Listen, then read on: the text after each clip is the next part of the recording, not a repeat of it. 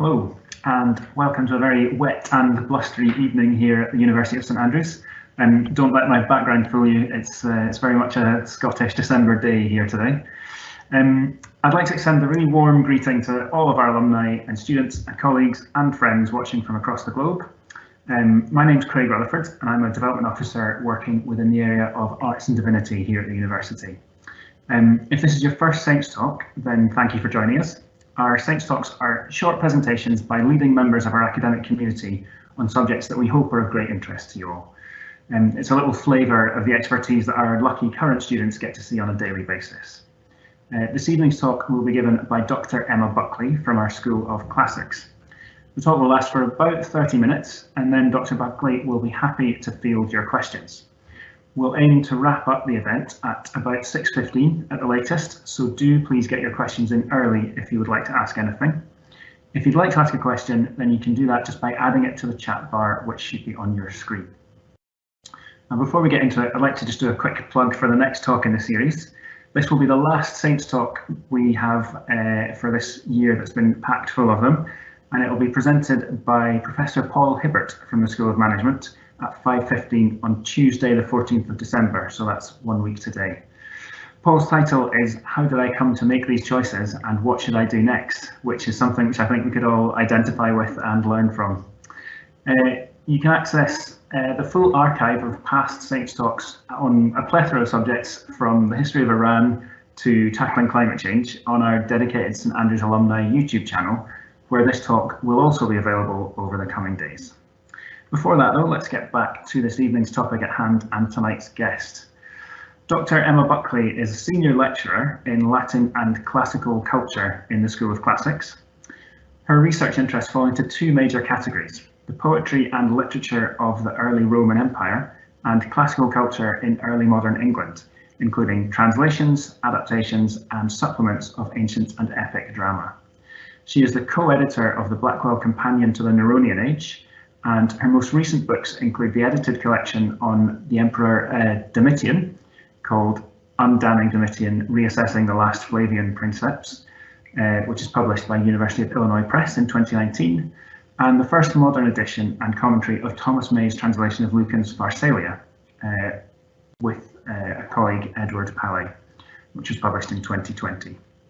She's currently contributing to an international collaborative project on Flavian Rome, the next stage of which is an exhibition called God on Earth, Emperor Domitian, which opens at the Leiden Rijksmuseum on the 17th of December and will run until May before transferring to the Trajan markets in Rome later in 2022. So if any of you are lucky enough to be in either of those places, you can go and see that next year. She is also working on a monograph project on the 16th and 17th century academic drama, which is the topic of her talk today. So without further ado, I'll pass you over to tonight's speaker, Dr Buckley. Thanks, Craig. And thank you also to everyone of you for coming along. So as Craig's introduction revealed, I'm really a classicist who works in the field of early imperial literature, but I am really fascinated by the intersections of classical and vernacular literature. And I've done a lot of work on translation and adaptation.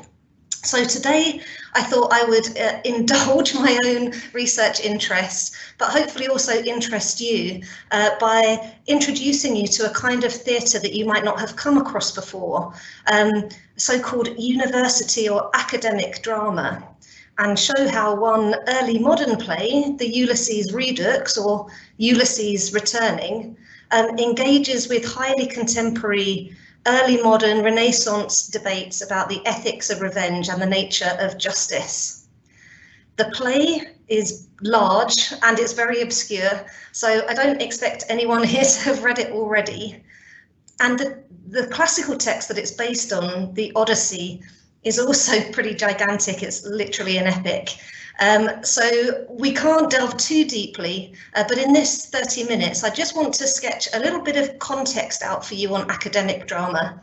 Then take a look at the representation of Odysseus, or as he's often called in early modern England, Ulysses.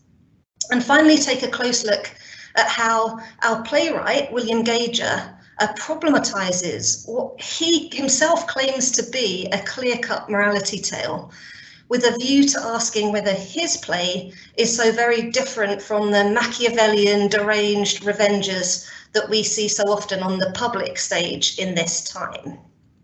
So the first thing to point out, and hopefully my slide will move on here, as I'm sure that many of you know already, is that Elizabethan England has been identified as the golden age of English theatre.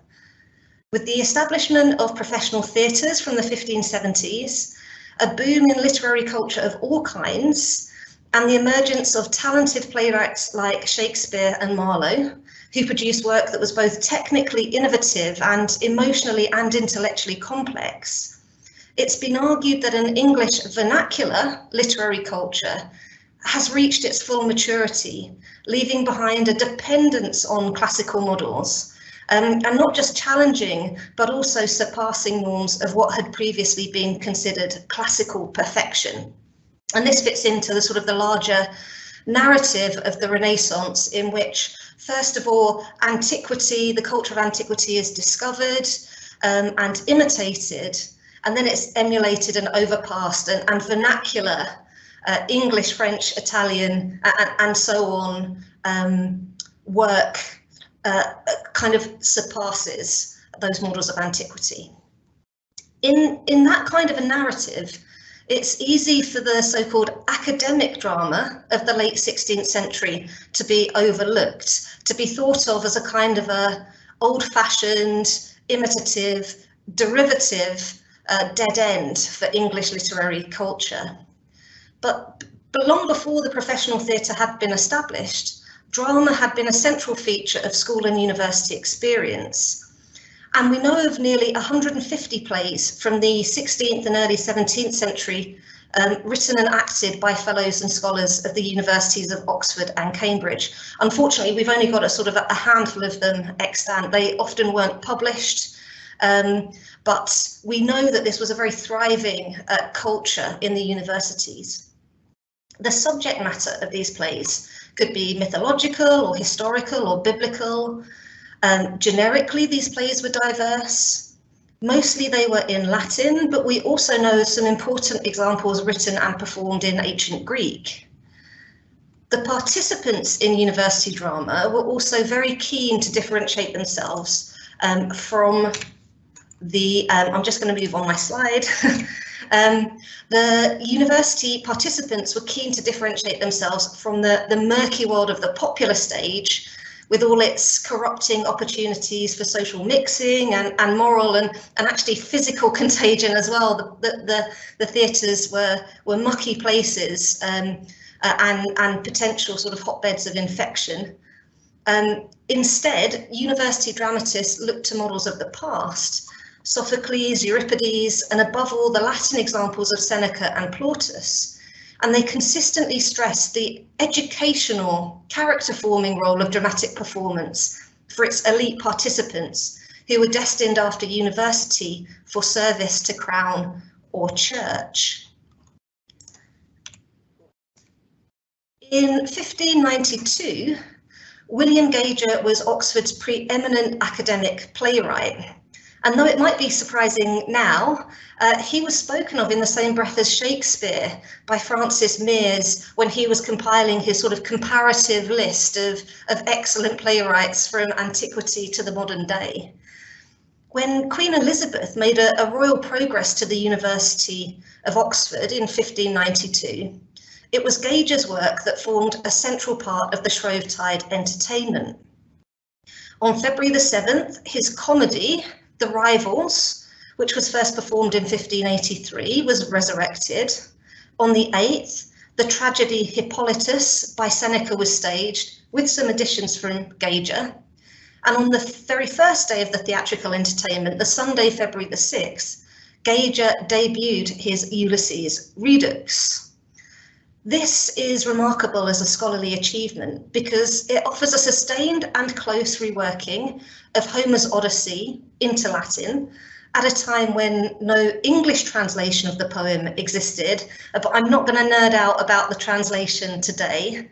I'd also just like quickly to point out that it offers sort of an innovation technically in generic terms because it gives us a tragedy with a happy ending. In other words, a very early example of the genre of tragicomedy, which wasn't really yet established in English vernacular theatre. Again, I'm not going to discuss that. Instead, I'm going to focus on the figure of Odysseus himself and look at how Gager created both a fascinating hero and a terrible tale of vengeance in his story of Ulysses' Return. And I'm just going to ask the question of whether we can read the Ulysses as a clear-cut morality tale, offering a sanitized version of the notoriously tricksy Homeric hero. Excuse me. So first, I just want to spend a few minutes talking about Odysseus and about how Gager adapts the final books of the Odyssey in his play. To some extent, Gager picks and mixes elements from the Odyssey, but overall he remains strikingly faithful to the plot of the Homeric epic, reprising the major incidents of the ending. And this is just a very sort of quick and dirty synopsis, but hopefully everyone is sort of familiar with the story of Odysseus. In book 13, Odysseus manages finally, after all his travails and adventures after the Trojan War, to make it back to his home island of Ithaca. He disguises himself, he suffers abuse at the hands of the suitors, this bunch of young men who have kind of infested his palace and are trying to woo his wife Penelope. He reunites with his son Telemachus, and at a critical moment in the epic, he reveals himself by stringing a mighty bow, a feat that no one else can accomplish. And he then takes, with Telemachus, a bloody vengeance upon the suitors before finally reuniting with his wife Penelope. Gager had good reason to pick Ulysses as a heroic example.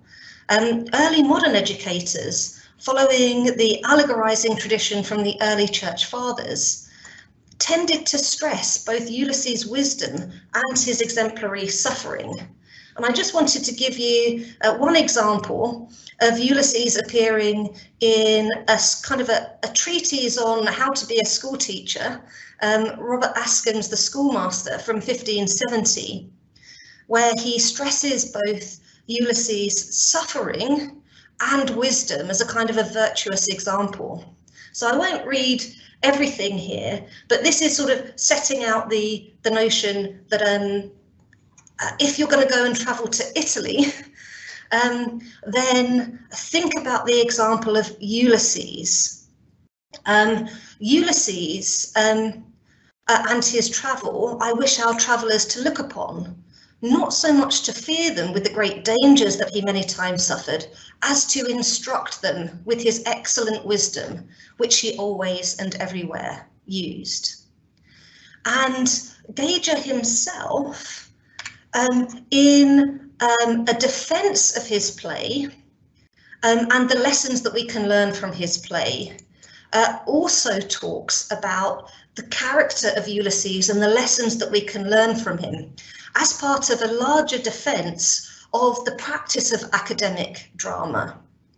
So again, this is not modernized English, but hopefully you can follow along if I read out, and hopefully I can read it out without tripping up. Gager says, "Neither do I see what evil affections could be stirred up by our plays, but rather good. Who was not moved to compassion to see Ulysses, a great lord, driven so hardly as that he was fain to be a beggar in his own house? Who did not wish him well and all ill to the wooers, and think them worthily slain for their bloody purpose against Telemachus and other dissolute behaviour? Who did not praise the patience, wisdom and secrecy of Ulysses and Telemachus his son? Lastly, who was not glad to see Ulysses restored to his wife and his goods, and his mortal enemies overthrown and punished?"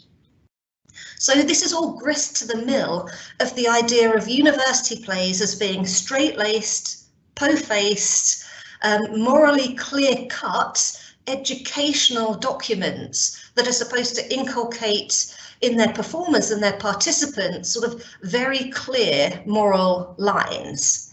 And the choice of Ulysses, given this sort of Renaissance tradition of that character as a sort of a morally clear-cut figure, makes perfect sense. But, and I think it's a very big but, in the play itself that William Gager has written, Ulysses is far more than just a wise lord who suffered greatly but got justice in the end.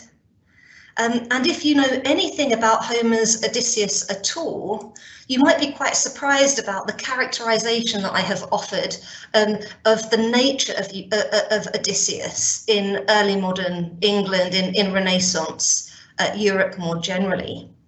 Because if you know anything about Homer's Odysseus at all, you know that his primary quality is tricksiness. And kind of affinity for guile. And I've just given you the first line of Homer's, or the first line and a bit of Homer's Odyssey, in which Odysseus is introduced as a man who is polytropos. And that's a really difficult word to translate. The word that's been used in the translation I've offered is wily, guileful. Tons of ink has been spilt by classicists about what the implications of polytropos may mean, but it sort of links up with his sort of physical journeying. He's a man of many ways. With his sort of intellectual flexibility, he's a man of many turns of mind, and of his rhetorical dexterity. He's a very clever speaker with many turns of speech.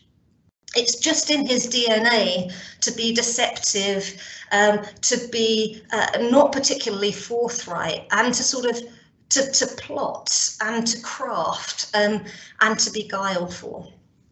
So in the Odyssey, in book 13, when Odysseus returns home, it is natural for him that he tries to trick the goddess Athena, who is also disguised at this point, by pretending that he is a Cretan fleeing a charge of homicide.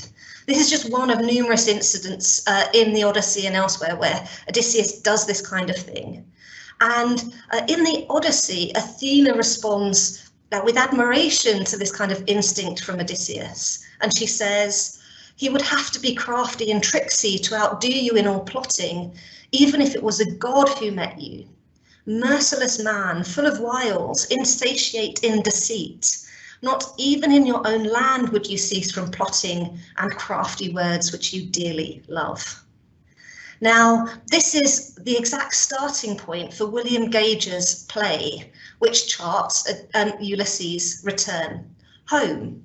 And so hopefully you can see in the second passage on the screen there that this is a very close imitation by Gager of Homer's Odyssey. We now have a sort of a Romanized, a Latin goddess, Minerva, not Athena speaking. But she responds in very much the same vein. Crete must be your homeland, since you show yourself to be a Cretan in the guile of telling lies, you who are always a clever manufacturer of stratagems. He would have to be exceedingly wily to outdo you at those skills, even if he were a god. So Gager offers us this translation of Homer, but he also inserts a little bit that isn't in Homer, and that's the bit that I've put in bold. You cunning man, you artist at trickery and fraud. For me, this is a bit of a red flag, because this line does not come from the Odyssey. Instead, it comes from a Senecan tragedy, The Trojan Women. This is a brilliant but incredibly bleak and depressing play about the fate of the women and children of Troy after the Greeks have won the Trojan War. A major part of Trojan Women involves Ulysses plotting the murder of the young son of Hector, Astyanax, and tricking Astyanax's mother, Andromache, to reveal his hiding place so that he can carry out this execution of an innocent child. In that play, in Seneca's play, Andromache offers a very different view of Ulysses, calling him a false inventor of deceit and heinous cruelty. And these are words that echo in the mouth of William Gager's Minerva. In other words, Gager is going beyond the sort of the positive tricksiness and mental dexterity of the Homeric hero. And I think right from the beginning is opening the door to another prominent tradition about Ulysses, which is much more negative, a tradition which showcases Ulysses as an amoral liar, ready to do and say anything to achieve his own ends.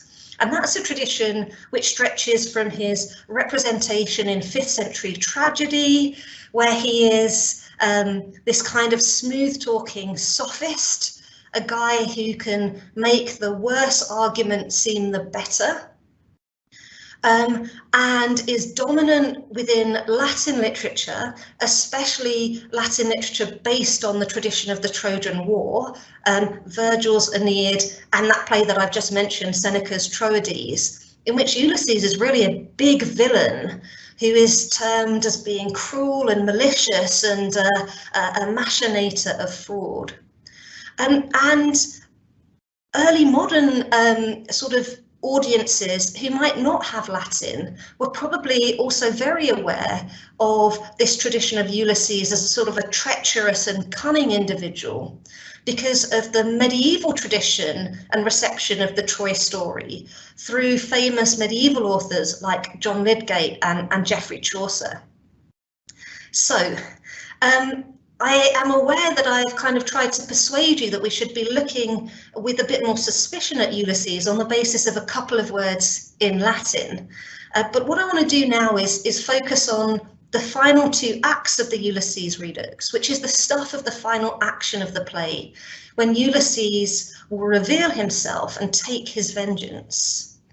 And let me see if I can move my slide on.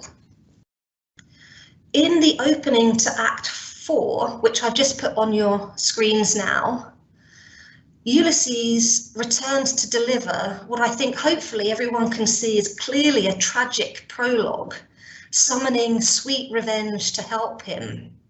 Observe this brooding, prowling Ulysses, who is, and you'll just have to take my word for it, and has been obsessively contemplating the accomplishment of his revenge. And again, I won't read the whole thing here, but look at the way that he sort of apostrophizes his own mind and calls upon dolor, his pain, his agony. That word dolor means sort of angst, pain in Latin. And he says, "The time is very near at hand in which my wrath, that terrible wrath, will pour forth in a foaming flood and make a massacre." He goes on to say, "It's a pleasure to laugh at your enemy. How much more pleasant to slaughter him. There is no sweeter sight than a slain enemy. You feed my strength, sweet revenge. There's no better goddess than you. Because of you alone, I am the match of all this suffering." So this is sort of, I think, quite meaty stuff. This tragic prologue, I think, is asking us to consider to what extent Ulysses is interested in justice. He does say that the suitors are going to pay the price they deserve, but also to what extent he's kind of enjoying himself here. He is enjoying the feeling of revenge, and he is calling upon revenge in a way that sort of is potentially, I think, tipping over into a more tendentious, transgressive area.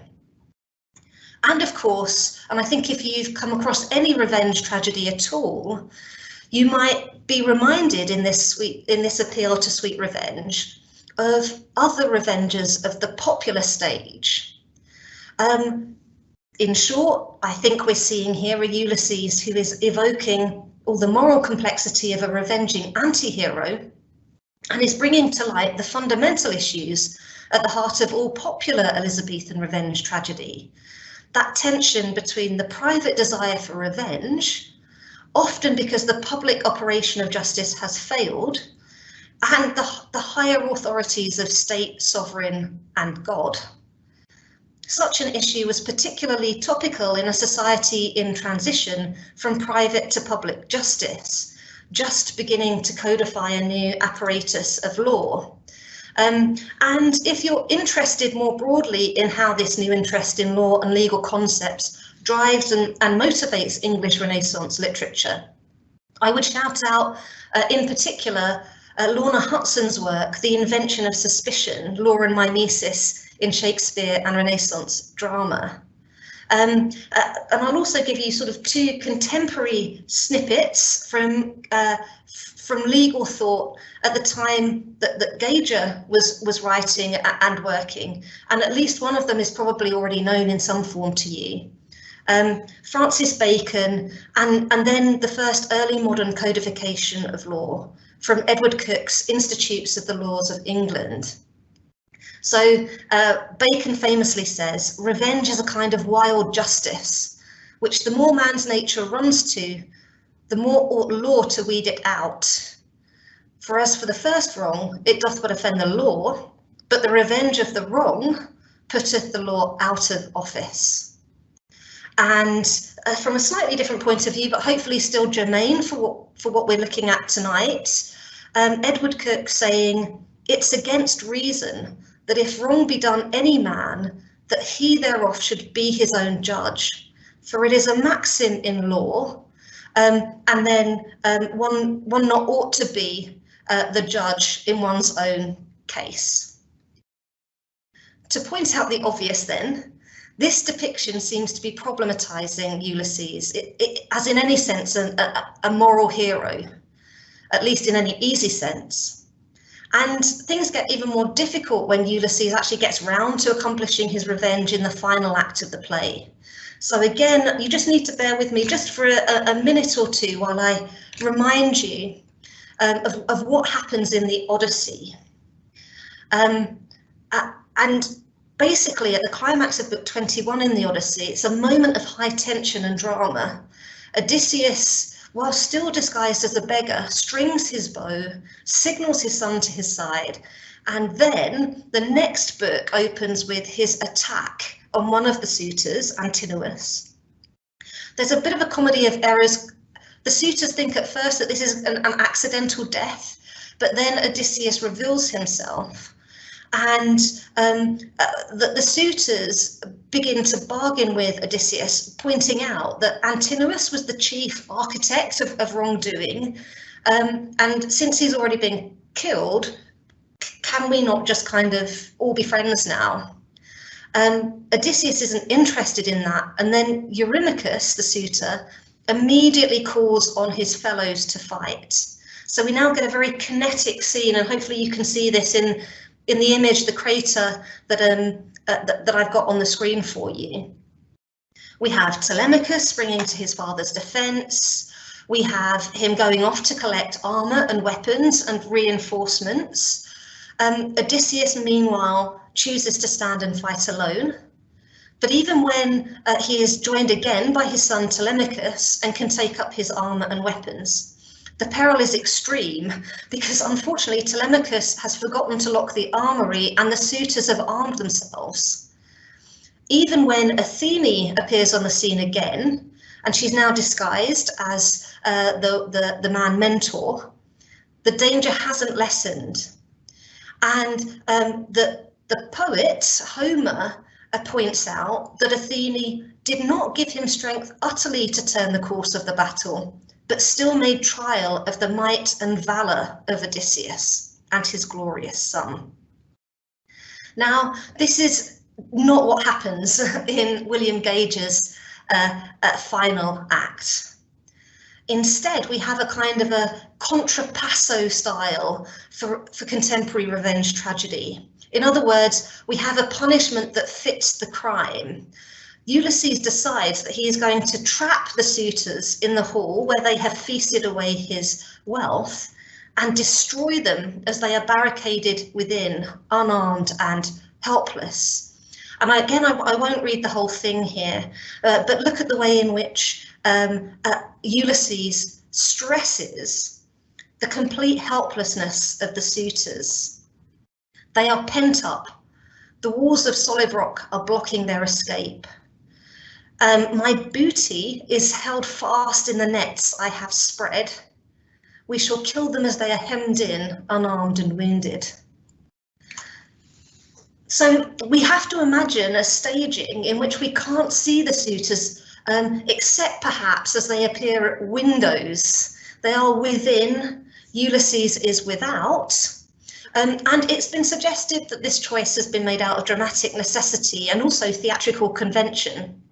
A full-on sort of war on stage would not be easy to perform, and also explicit violence would contravene the standards of decorum of academic drama. Instead, we have Gager put his Ulysses and Telemachus sort of mounted on a gallery overlooking the dining hall to shoot the suitors below before descending to finish the massacre. And at the very end of the episode, we're to imagine a curtain being drawn to reveal a pile of dead bodies to the audience in a grisly but static rather than kinetic tableau of death. So dramatic convention, I think, is one good explanation for Gager's choice to stage that revenge that way. But I also think that this is again a sort of a drastic reworking of the Odyssey that owes much to the conventions of contemporary revenge drama, a kind of counterpart to the wild justice that we see in vernacular revenge traditions, and offering up a sort of a very dark energy to suit the modern taste for macabre and brutal dramatic violence.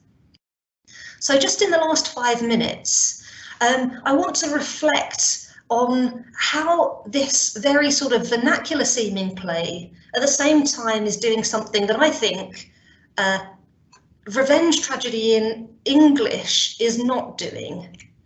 And so I'm just going to finish by looking at the way in which Gager is definitely offering more than a simple morality tale, but also is not offering, I think, a closed look at this question of the ethics of vengeance.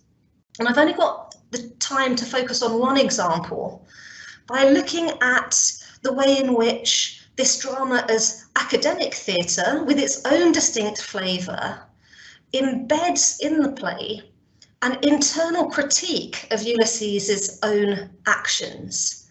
And Gager achieves this by offering up a series of conversations with the suitors before they're picked off. And these suitors point out how, using different arguments and from different angles, they believe Ulysses' actions are excessive and unjust.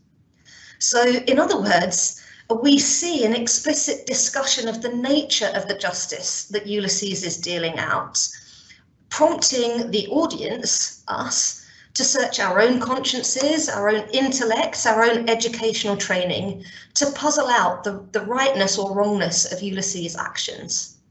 So here is just one example of this kind of internal critique.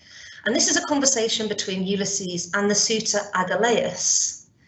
And Agelaus has got a very simple argument that what Ulysses is doing is completely dishonourable.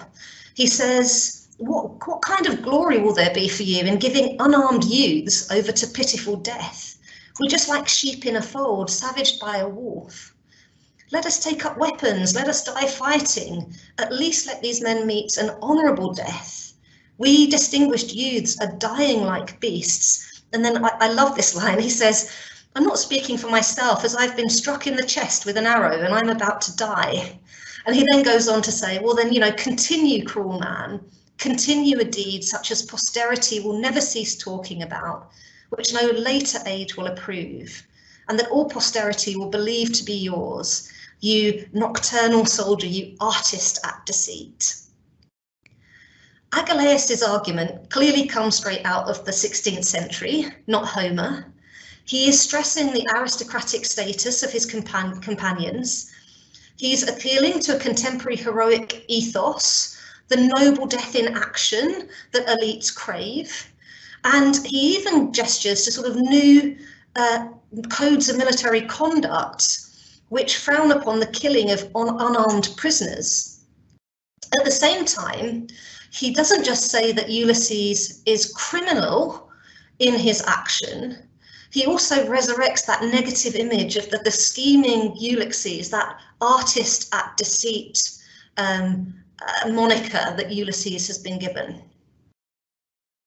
So we might think again of that negative portrayal of Ulysses from Seneca's Troades, and the way in which, and I'm just giving you a full articulation of Andromache's words in that tragedy, the way in which Andromache hammers the fact that Ulysses isn't an upfront, in-your-face warrior, but rather one who is sneaky, who wins by tricks, who never takes to the field of battle, but rather plots and wins and takes on unequal matches. And just to give you that final part, soldier of the night, brave when it comes to the death of a child. At last you now dare to do something alone in broad daylight. So I will finish up there, but I just want to sort of make a final plea to think about the complex articulation of justice that we find in this play, and to stress the difficulty of adjudicating on the behaviour here. And one final question, what does this mean for us? But also, what might this mean in its original performance context? We know that Elizabeth I was in attendance. What kind of lesson might the monarch take from this display of brutal vengeance, punishment just or unjust? Gager's Ulysses Redux might not be so well known or deserve to be so well known as Hamlet or the Spanish tragedy, but in its own way, it offers a really fascinating take on the operations of justice. I hope that you've enjoyed just getting a small insight into the kind of challenges that academic drama can offer. Thank you. Thanks, Emma. That was fantastic. It's really interesting to hear about a subject that I don't mind admitting I'd previously had very little knowledge of, and it's fascinating to see this whole kind of world of hidden plays alongside the more well-known early modern drama. We've had some questions coming in. I would urge people to add more questions. If they have a burning question that they'd like to ask, please do put it in the chat bar.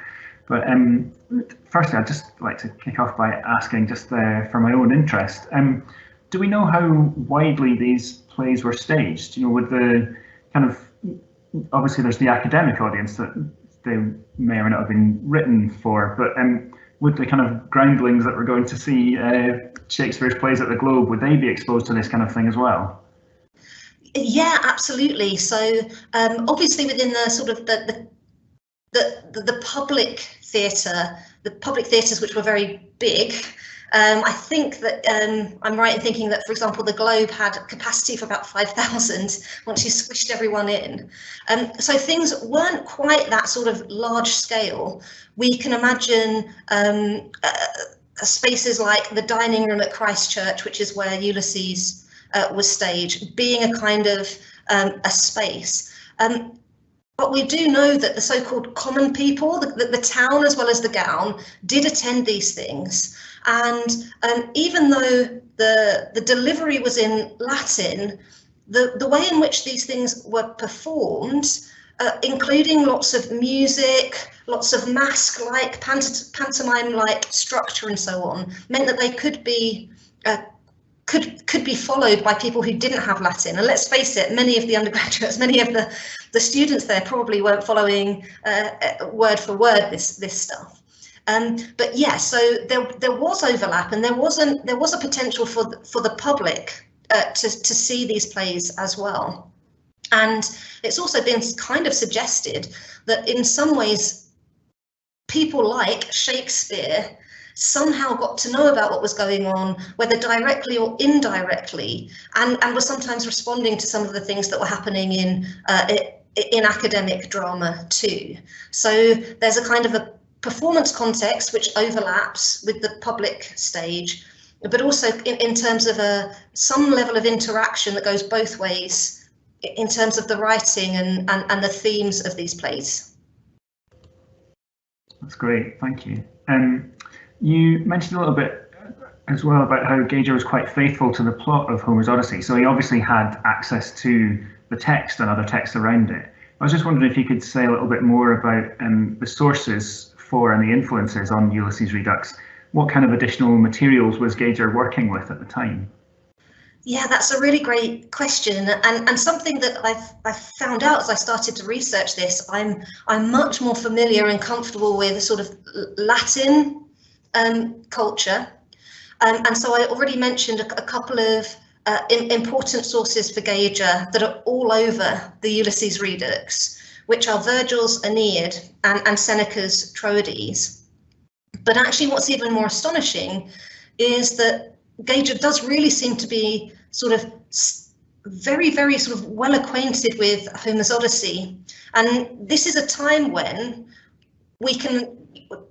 Chapman's translation of the Odyssey doesn't come out until 1616. We have a translation of the Iliad that is a bit earlier than that. And we also have, I've been talking today about a sort of a one-way tradition from Latin and Greek into English. But actually there's a much more complicated interactive process in which translations into French, for example, or Italian are then accessed by English writers who might not know who might not know Greek, but do know French or Italian and have access to those. But the major thing that we think that Gager is working with is a Latin translation of the Odyssey, which is quite early, 1535, and then there's a sort of an accompanying commentary that is kind of gets into circulation in the early 1580s. Having said that, I've only done sort of spot checks, and there isn't really, this is a kind of a major opportunity for someone to work on the tradition of the transmission of the influence of Homer in early modern England. And it seems like Gager isn't just relying on this Latin translation. It looks to me like he is genuinely engaged with the Greek of the Odyssey, and that's quite exciting. Yeah. Final question for me is you before we go out to viewers' questions. To what extent were these plays written as kind of teaching tools for the university students? And I know you mentioned as well, or you asked the question as to what lesson the Monarch, such as Elizabeth I, would take from this. Are there kind of different lessons within the text for different people? Are they? Yeah, it's a really tough one because you can see an issue that I didn't get into at all in this talk, but which is particularly behind Gager's defence of the Ulysses in particular, is that at this time, academic drama itself is coming under some kind of criticism and pressure. There's a rise of Puritan scholars who are extremely opposed to any kind of theatrical display, and they don't like the dressing up, they don't like the deception that is inherent in theatre, and they're very troubled by another element that kind of I didn't explicitly address, which is that there's a certain amount of cross-dressing going around because these performers, these participants, are playing female roles as well as male roles, and that could be scandalising to Puritan scholars. So there is this very strong, excuse me, there's this very strong line that William Gager himself takes, which is to say, there's nothing to see here. This is a very straightforward educational story about how Ulysses is a good person and how we should rejoice in what he does. But what I've tried to show today is I think that is to some extent a justification after the fact when this sort of backlash came at him for staging this play, and that actually these plays aren't necessarily about saying this is right and this is wrong, but rather, what do you make of this? How can you get to the right interpretation of the rightness or wrongness? And sort of to put my cards on the table, I've given a sort of a negative reading of the Ulysses here, but I think there are possible defences of Ulysses' behaviour. Obviously, Elizabethan justice is very robust. The notion that you might take harsh, sort of physical action against criminals and wrongdoers is completely standard for the Elizabethan age. And actually, if I can go back to one of my earlier slides and that conversation that Agelaus and Ulysses have, where Agelaus says, look, you're completely out of order. We are aristocratic youths. You can't kill us like this. Ulysses' response, which is to say, no, you are criminals, is kind of a get-out clause, because combatants in war might deserve mercy and a certain level of righteous conduct. But Elizabethan England is very clear that criminals don't deserve that kind of consideration. So if you look at this as a kind of a law and order rather than a battle kind of ending, then you can say, yes, Ulysses is just simply taking the correct and righteous action. But I think there's still enough in there to sort of question him, and that's what interests me. Thanks. That's really interesting and a great answer. If we go out to some viewers' questions now, we've got a question from Elizabeth, which is a really good one, I think, which is just simply, why did Gager's work not retain its profile and popularity in the same way that his contemporaries did? Did his style go out of favour, or was he unpopular beyond an academic audience? Thank you. That is a really good question. To be honest, I don't know the answer, but I think that certainly the kind of exclusivity that these dramatists are kind of wanted is one big reason for that, and it kind of speaks to the larger idea of academic drama as this kind of closet, elite, closed kind of circle in which academics are talking to each other and they're talking to the court, but they don't have major interest in talking to anyone else. So there's kind of inbuilt exclusivity. Lots of these dramas were not actually ever published or printed, so they didn't circulate in the way that that play texts from the popular stage did. And I think there's just been not much interest, and it's kind of understandable. You know, you've got the chance to read Shakespeare's Hamlet, or you've got the chance to read this quite stodgy play in Latin by William Gager. People gravitated towards and sort of placed higher value judgments on the vernacular stuff.